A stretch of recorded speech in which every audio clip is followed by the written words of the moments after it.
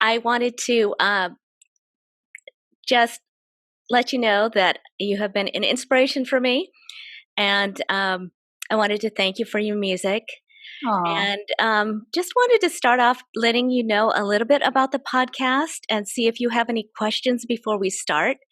That Okay. way, you could just get a little comfortable with what it's all about.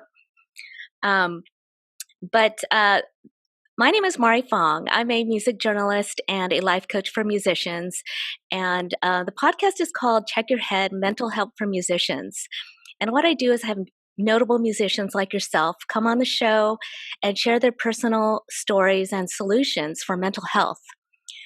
And I started, the podcast idea in 2017 when we lost a handful of really well-loved musicians to suicide, like Chester Bennington of Linkin Park and Chris Cornell of Soundgarden. And I've gone through my own struggles, so I totally understand what that's all about. I think if you live long enough, you go through all the ups and downs of life. But the mission of the podcast really is to normalize the conversations on mental health and also to provide solutions on our website at checkyourheadpodcast.com, and also, real world solutions like things that have worked for you. And, oftentimes, just like music, when you are open, honest, and vulnerable with your story, it tends to, really connect with listeners and really helps them heal because they start to understand, like, oh, Linda Ronstadt is just like me, feeling just like I did, and she got through it. I think I could get through it myself. But the podcast is pre-recorded, so if there's any pauses or anything, I could always edit things out. So don't worry about that. And I'm going to write a glowing introduction to your episode, but that's going to come later. So we can just go ahead and start with the questions. And because it's on mental health, I am going to focus more on questions that ask you about, difficult times and like how you overcame those times. But before we start, did you have any questions for me or questions about the podcast? Not really. Okay. And then also, is there anything in particular that you would like to talk about? No. Oh, okay. All right. Well, that makes it good and easy. Okay. So first of all, I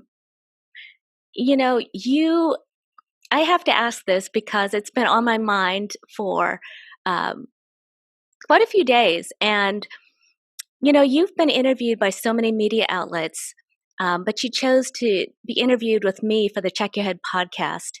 What was your motivation for the interview?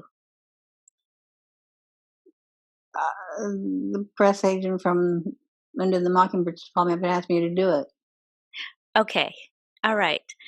And, you have had a long life and a career that has spanned so many decades.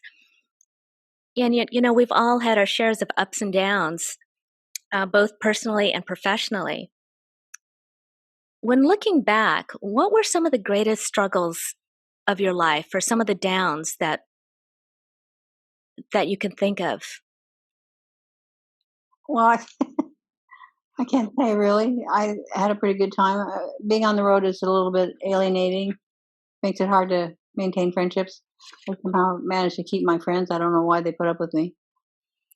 But I Well, think it's hard to interrupt your reality and go replace it with a different reality for a month or two, and then come back and try to reassemble your life.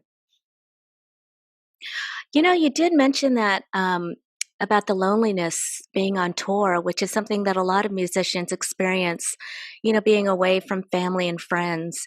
Do you think that was the most difficult part of being on tour, the loneliness, or was there something else? Sometimes there was great camaraderie.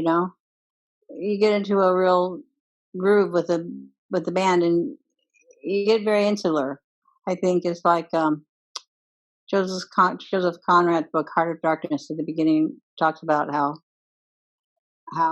provincial sailors are. And you think they're not provincial because they sail around the world, but they only go to the port and they only see the same things in every port: grog shops, prostitutes, people that hang around in those kind of places, and it's all the same. So we'd get very insular like that. We just see the sound check and the bus backstage. But a lot of if it was good group dynamics, we'd have a lot of fun together because we became comrades. Well, that's really good to hear. I mean, when people think about touring, they think about, the parties and, groupies and things like that.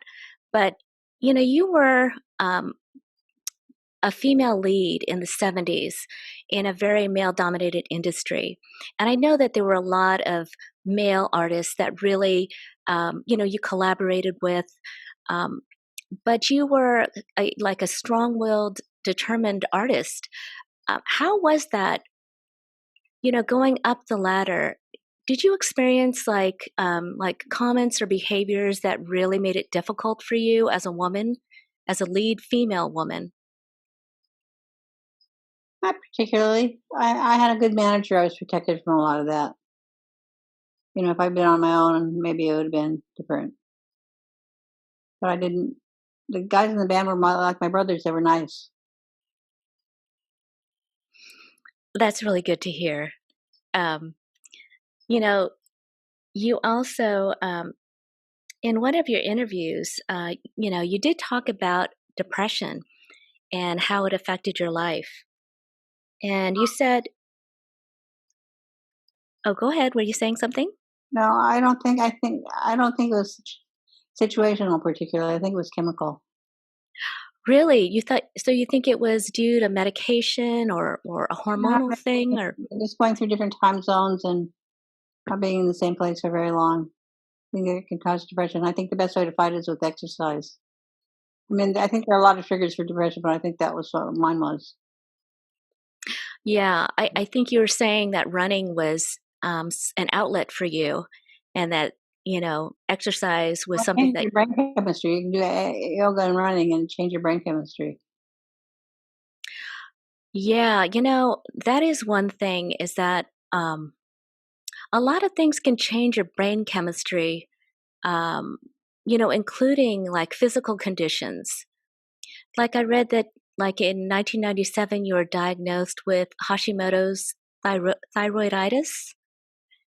I mean, was that a condition that ever affected your mental health?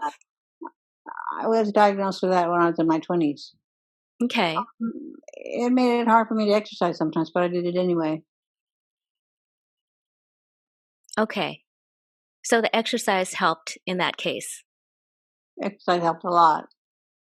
Okay, that's really good to hear. Um, let's see. Now, one thing I read is that, you got to a point in your career where you were singing at like big arena tours. And, you mentioned that you had performance anxiety, which is something that is pretty common among, musicians. How can you describe that anxiety and also what you did to kind of quell it so that you could perform to, let's say, a big crowd?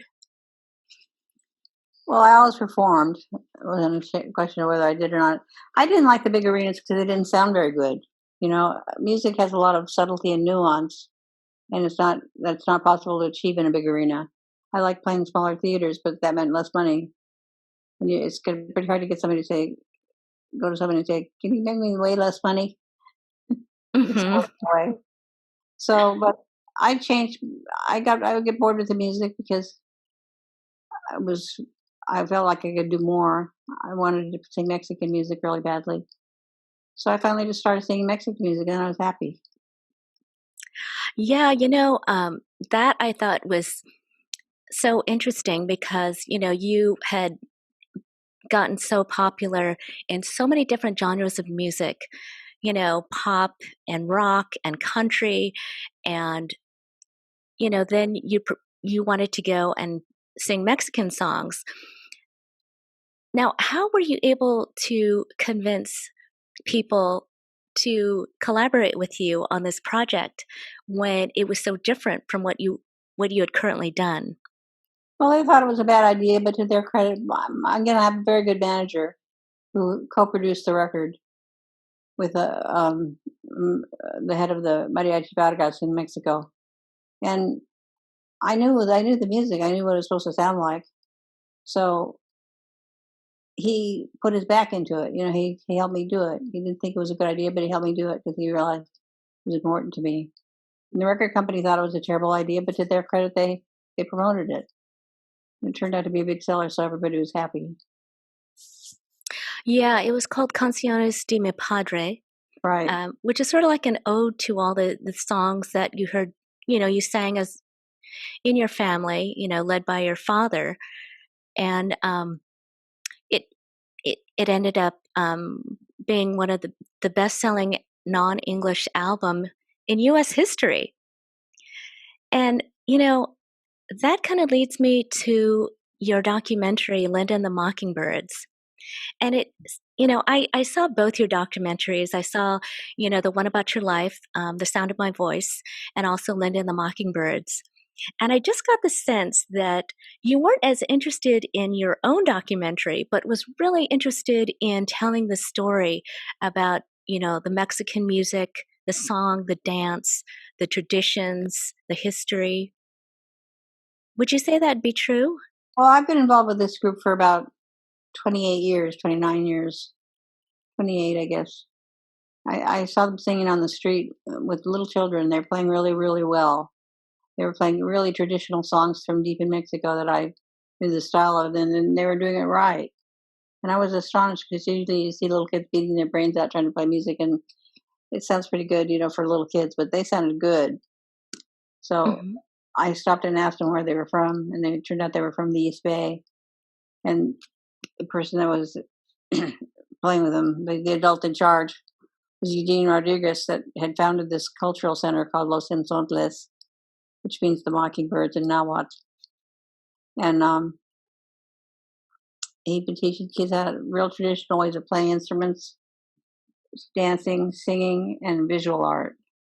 And it was an incredibly rich environment. I went to see it. They ran about 300 kids a week through that facility, and they learned. They didn't learn how to be performers necessarily. You didn't have to audition. It wasn't for the performing arts. It was for children to learn music and art so they could express themselves and socialize with each other and connect with their grandparents' generation. So it connected families to intergenerationally. Also, those kids graduated from high school and college more frequently, and there was less teen pregnancy, and they weren't involved in gangs because the center gave them something to do after school. There was a place to do their homework. They had really healthy food. They had cooking lessons there, and it was very family, and the families were very involved with the whole thing. I just thought it was the best music facility I've ever seen for music education. Well, when you went on that trip to Mexico and you sponsored, the troop to go to Mexico to learn more about their heritage and so forth and continue with their dancing and their music, did you have the idea that you wanted this to be a documentary? Or was No, it, no, it okay. happened by accident. The people that were doing the documentary on me had asked for an interview, and I said, you know, yeah, my whole life in interviews, I've said I'm Mexican American, and they just kind of disregard it. So I didn't want them to disregard the fact that I was Mexican American and that Mexico was a huge part of my musical heritage and had a profound influence on my style. So I just said, if you want to interview me, you have to go to Mexico. So I was taking the kids, and they were taking a film crew because Eugene usually documents the stuff they do. He's made a lot of good documentaries himself, and so it was going to take up too much room on the bus to take two film crews. So I said, well, we'll share a film crew. And so that's how James Keach got to know Eugene Rodriguez. And together they produced the documentary. I'd love to take credit for it because I think it turned out very nicely, but I really didn't have anything to do with it except I planned the trip. Well, you did. I mean, you orchestrated everything, and you did ask James Keach to go along with you, which is really pivotal. Without thinking that it would be a documentary. So you're saying that it was actually his idea to create this story Yeah. and to put it out. Well, Eugene was already doing it. He just kind of took over Eugene's production. Oh, I see. Oh, okay. Well, it was such a vibrant, um, like just everything, the colors, the music, the energy, just the feeling behind all of it. I could just tell that you were like swelling with pride when you're looking at the families and the children that were getting back in touch with their heritage and learning more about their culture. So thank you so much for that. Well, that part of their culture, there's so many different kinds of music and so many different cultures, so many different languages in Mexico. If you walk across the block, you change rhythm, culture, you change language, you change style of dress, change kind of food. So they were getting in touch with northern Mexico, where I came from. I don't know if all of them came from there, but that's what we were doing. Well, when you sang your Mexican songs, um, one thing that I really admired was that um, you really wanted to make sure that everything was really authentic and it was said properly and sang properly, and you know that was something really admirable. And I felt like, gosh, the notes that you would hold on these songs were just so long and beautiful. I was it was a part of your music that I got to know better as I was doing research on your story. Well, those vocal traditions are very particular in Mexico, and I've always admired them and always loved to hearing it. Hearing it took a little bit of woodshedding to get myself up to speed. So I knew how to sing the songs as a non-professional. My father sang them at home, and I sang along with him, but I didn't always know all the words or know exactly how the phrasing worked. So I Hmm. figured that out. Well, one thing about Linda and the Mockingbirds that I thought was interesting was that there was also, um, a commentary on immigration and what it's like for families to immigrate to the United States and some of the difficulties that are going on, right now with our political climate. What are some of your thoughts on that? Well, On the Trump administration has initiated a policy of separating children from their families. Is a clearly cruel and punitive action. Lots of times, families that are trying to come in legally, that have come to the border and applied for asylum, they take them into detention right away while they're waiting to apply, and they take their children away from them. In many cases, take the children away from them in San Diego and fly them to New York City and put them in facilities they can't keep track. They weren't set up to keep track of these children. It was traumatic enough separating them from their parents, but then they lost who they were. They have hundreds of children that will never be reunited with their parents again because their parents were deported back to their own countries without them. And in many cases, they live in these little remote villages and don't even speak Spanish. They speak some indigenous language. It's just a terrible, terrible, terrible thing. Those children suffer greatly and permanently. And I think it violates all human rights laws. I'm surprised the United Nations hasn't come down on us for that. It's inexcusable. So when we were coming back across the border, we had a 2.5-year-old with us, my niece, and she was the pet of the tour. Everybody loved her. And I thought, what would happen if something happened? What would it be like if something happened? They found something they shouldn't find on the bus, or there was some violation, some mistake, and they took Annabelle away from us. We'd be beside ourselves. We took her away from her mother and father, from my nephew and niece. Yeah, it's really, what's going on right now. It's so hard to fathom because it's so cruel.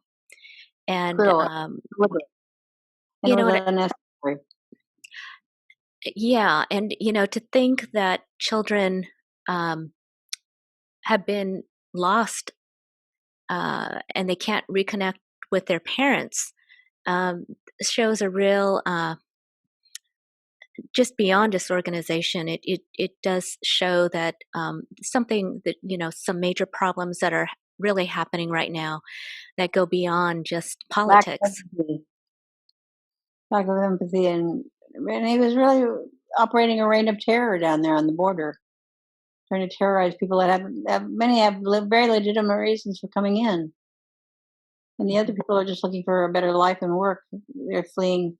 They come from beautiful places that have culture, but where things have collapsed, and they have reason to fear for their lives, and they're just trying to get their families to a safer place.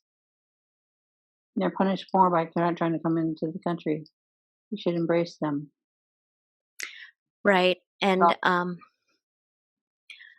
I agree. And I feel that, unfortunately, some of the politicians are judging countries that may not be as wealthy or may not have the advantages that we have here in the United States as less than. And, we all know that every person counts and every person is worthy and every person, wants to have a better life for themselves and their families. Um, the injustices that are going on right now. What kind of advice would you give to people that have, anger, but want to do something positive to make a difference? the only thing we can do right now is vote and hope that our votes are counted. But I don't know what else to do. There are good organizations that are helping. The American Civil Liberties Union is always suing in the courts on behalf of these children. I think they do a really good job. There are a couple of really good organizations. There's some good organizations at the border that I've been involved with. I've gone across the border and seen what happens when they throw people back out over the border like a piece of used Kleenex. But they're just in homeless camps. They're just stranded with no family, no money, no phone. Hmm. In some cases, no shoes. Hmm. Yeah, it is just, it's hard to think about, but it's a reality that we all need to really acknowledge. Um, is there any advice that you would give to musicians, that as a way to make a positive difference during this time of like racial injustice and strife and just in general with our political climate? Well, I think we have to examine our own consciences, and see what part of systemic racism we're guilty of as individuals. 'Cause everybody's guilty of it. Everybody. It's so deeply ingrained. And look for ways that you can make a difference. When you see somebody, give them a break. If they're a minority, give them two breaks. Hmm. I'm going to make a little switch here. There were times where I've read that it sounded like despite your great success, you had insecurities, as you were going through your career. How would you how would you suggest artists gain confidence when they are, troubled with insecurities? I always turn back to the work and just do the work as well as you can. Okay. And yeah, I did read that you were, a perfectionist, which, is really having to do with getting things right with your work and feeling good about it. So I could I see always how have a sound in my head. I always have a sound in my head, and I try to get what comes back off the tape to match what the sound in my head is. okay. Well, you had a really unique way of taking other people's songs and making them different, making them your own, or putting a different spin on it. And one thing that I really admired about you is that, you took songs that may have already been popular, but you've made it, you put your Linda Ronstadt stamp on it, and then it became popular in a different way. Well, they were good songs to start with. I think you can't. It's garbage in, garbage out. You can't make a good record out of a bad song. They were just songs that I liked, that I felt like singing. Were there ones that were more personal to you when you think They back? were all personal to me. You know, a good song can last overseas. It's like sometimes it can be about a boyfriend, sometimes it can be about went to the store to buy pickles and they didn't have the kind you liked, and so you're pissed. Sometimes it could be about wanting to change your life situation, but it always is very personal about something. The point is not to impose my personal reasons. It's for it to evoke your own particular emotions. Otherwise, it's not working. To evoke the listener's emotions. Well, you did a great job of that because every song seems to have a heartfelt energy to it. Um, and I always love that. Now, later in life, you have two children, um, Mary Clementine and Carlos, and you adopted them later in life. I was wondering, how do your children play a part in your mental wellness? I don't think. Or would it be You're only okay? as happy as your at least a happy kid. My kids are good. I got a break. They're they're good kids. My son has a good job. He's been able to work from home during COVID. It's been fine. My daughter is a visual artist. She's starting to get money for her paintings, which is nice. That's They've been good. great. I was mostly retired by the time they were adopted. I only went out in the summertime when they could come with me when they were out of school. Well, they must be, are Um, they in their 20s now or? yeah, Okay. they're long. And well, I'm really curious because, when when your children came into your life, um, you had your career. And this is a question that a lot of women, who raise their children as single mothers have, which is how did you balance your work life and your home life? I didn't have to. I was mostly retired, so I had a lot of time to spend with them, as children. Oh, that's great. Okay. Well, I read that in 2009, you performed your final show.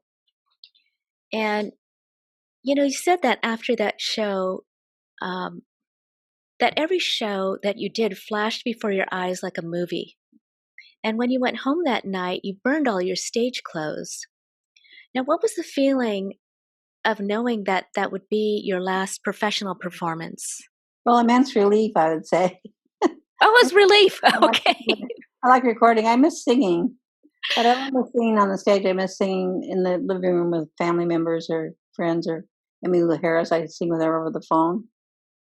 You know, I have dear singing friends. Aaron Neville, I love to sing with him. I can't sing anymore, but nothing I can do about it. I had a long turn at the trough. Well, I did see you sing with your nephew, and That wasn't really singing. That was just oinking. oh, you're oinking. Well, at least you have like that, just the feeling of singing just brings so much joy, especially when you're doing it with family. And so I'm glad that, you're still even I would think even going through the motions would bring joy, and having that shared. Um, It's frustration more than joy. oh, is it? But Okay. there's a whole new generation to carry it on. They've learned all the songs too. My nephews, my cousins, and my niece. They've learned songs. Hmm. During this pandemic, it's been, you know, good in some ways, but difficult in other ways. Um, how have you sort of navigated this pandemic? I mean, do you ever do Zoom parties and No, I have hate them. sing-alongs or anything like that with the No, family? no, we don't Zoom. My life has changed very little. I don't go out very much anyway because I'm disabled. So I stay Hmm. at home. And I'm very happy at home. I'm not bored. I have a lot of friends and family coming to visit. Ones that I can trust that are certified clean. And it's been really nice. It's just a lot of time to read. It hasn't been so nice for some people I know, especially restaurant owners and ballet dancers and opera singers. It's been a disaster. It's been catastrophic. But for me, I've had very little change in my life. Okay, and I'm glad that you have all these wonderful books that you've been probably wanting to read forever, right? And you just never had the time to do it. I've always had the time to read. I always make time. Oh, that's good. I always read for an hour before I go to bed, no matter what. And I read in the morning and in the afternoon. What kind of books do you normally read, and what has been one of your favorites? Well, I'm Just reading a recent. book on fungi right now. Let's say that again. Reading a book on fungi, Fungi. fungus, Like, fungi. okay. Mushrooms are the fruit of Ah, that. Pretty you good. know, my daughter was she graduated with a biology degree, and we actually went to the Amazon to go look at all of the plants and the the growth there. So I think that's really interesting that you know that you're interested in fungi. Before that, I read a book called Caste by Isabel Wilkerson. It's about viewing racism through the caste system. It was really interesting. Okay. It could be taught in every school. Hmm. Okay. So when you transitioned from stepping away from performing, you said that was a relief to you. And you did get, after you were starting to get symptoms, you did get the diagnosis of Parkinson's disease at first. And then later on, it was diagnosed as something different. So No, when it's you, not different. It's a form of Parkinsonism. okay, and it's called progressive supranuclear palsy. Right, Parkinsonism. Okay. And it's a form that is a little bit more aggressive or progressive. Is that true? I don't know. I can't stand to read about it. It's bad enough Okay. having it. The pamphlet. Okay. Stay off the internet. I know. I did read about it. And now, when you first got the diagnosis, you knew something was going on. How did you first react to it? Well, I went to the doctor and said, "What the fuck's going on?" Hmm. I couldn't sing. I knew there was something. I knew it wasn't. I knew it wasn't the kind of vocal impairment that comes with age. It was systemic. Hmm. And when you heard the diagnosis, was the reaction like relief, or was it like I anger, or thought was it? I had the measles and it was something I'd get over. But since there was nothing I was going to get over, there's nothing to do but accept it. Hmm. Go And on. was that an easy transition to get to a point where you accept the diagnosis?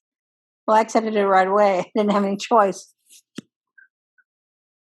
Yeah, I mean, I ask only because sometimes we get diagnosed with things and we're like, I don't have that. That's not me.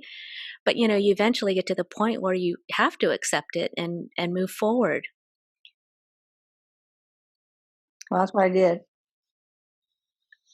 Well, I'm glad you did that because, it just makes things better once you accept something, 'cause then you can just sort of deal with it and move forward. In one article you said, well, now I need to find a support group. Was that ever something that you seriously like looked into? No, Okay.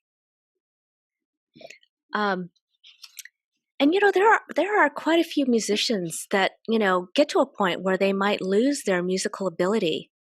Now, what kind of advice would you give to a musician that you know is faced with something like that? I wouldn't know what to say. We all lose our ability as we age. Part of the cycle of life. Hmm. Yeah, one thing that I talked to quite a few musicians about is, um, when they go through difficult times in their life, maybe they're going through a mood disorder like depression or anxiety. Um, Especially in the music industry, there's after parties and so forth, and sometimes it's easier to grab alcohol or drugs or something to kind of quell the nerves, opposed to talking to a therapist or something. And I did read that there was a time where you had done some cocaine and you eventually quit. Oh, at the time I have to that quit. I didn't like it. you would? Never liked drugs, and I can't drink. I'm allergic to alcohol, so that was a big bonus. Okay. And then, so you tried the cocaine and you Well, sort of, everybody tried cocaine. say that again? Everybody tried cocaine. Right, right, right. And, but you got to, so was it more just for fun, for entertainment, or was it something I that, said try. I tried it and I didn't like it. I found it boring. I couldn't read very well, and I'm not a druggie. I just am not good at it. okay, We used to get in card games on the bus and poker games, and I always won because I was sober. all right. For winning at poker, stay sober. Well, I'm glad. It's nice. I actually have an allergy to alcohol, so that makes it easy for me too. Yeah, it's terrible. I drink a thimble full of wine and my face turns bright red and I get sick. I drink That's a glass exact. of wine, I'm sick for a couple of days. Yeah, Wow. Yeah, I get bright red myself. My heart starts to beat really fast. yeah, Eh, alcohol's a drag. Yeah. Now, um, it is definitely can be a drag. Let's see. Okay. Thank you for being patient with me.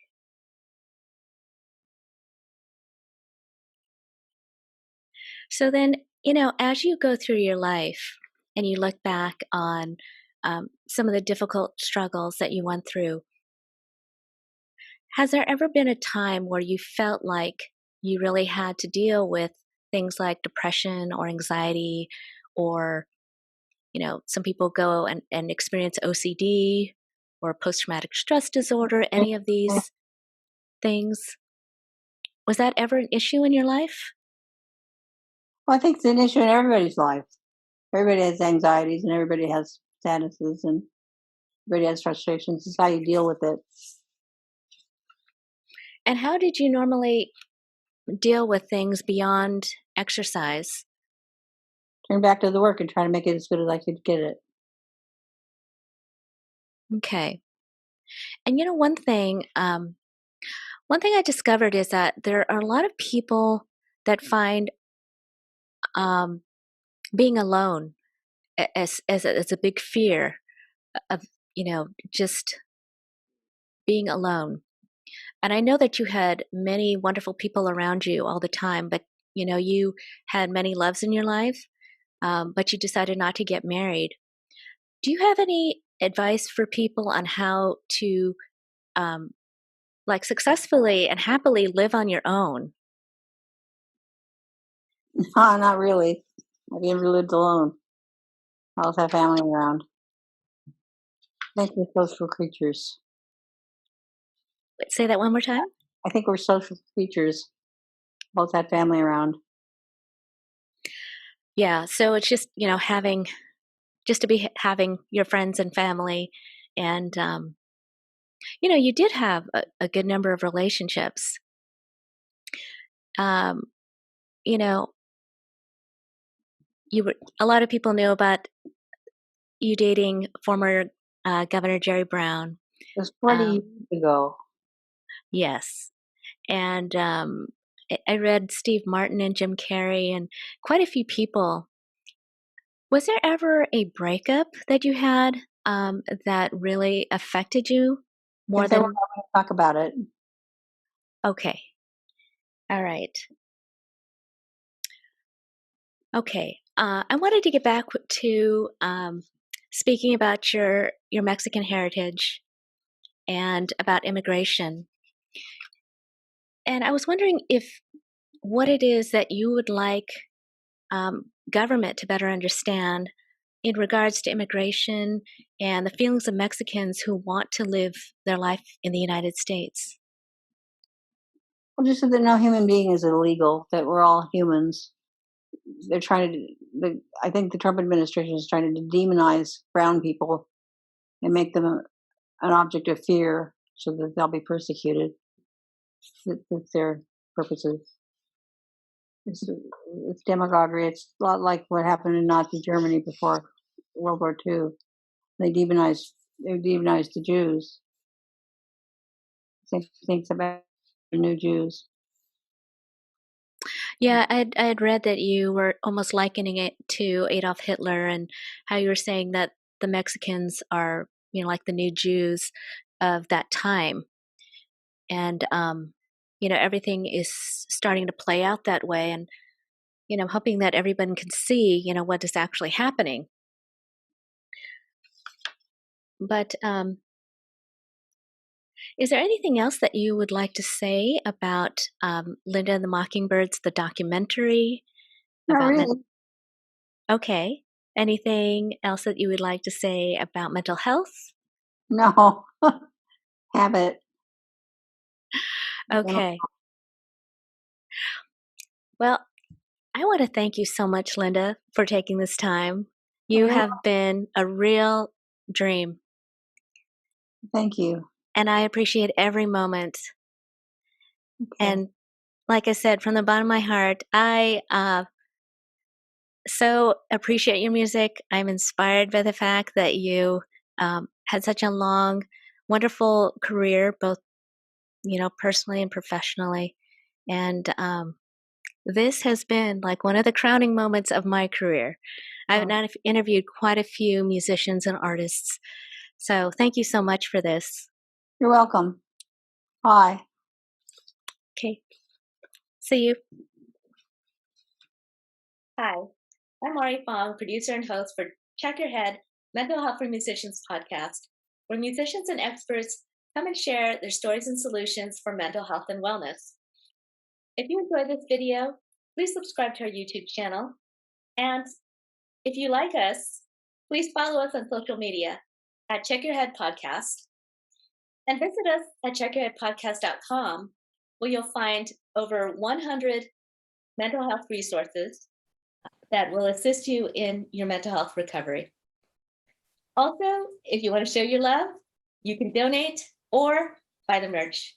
We have superhero tees and hoodies for sale to remind you and your loved ones that you are superheroes every day.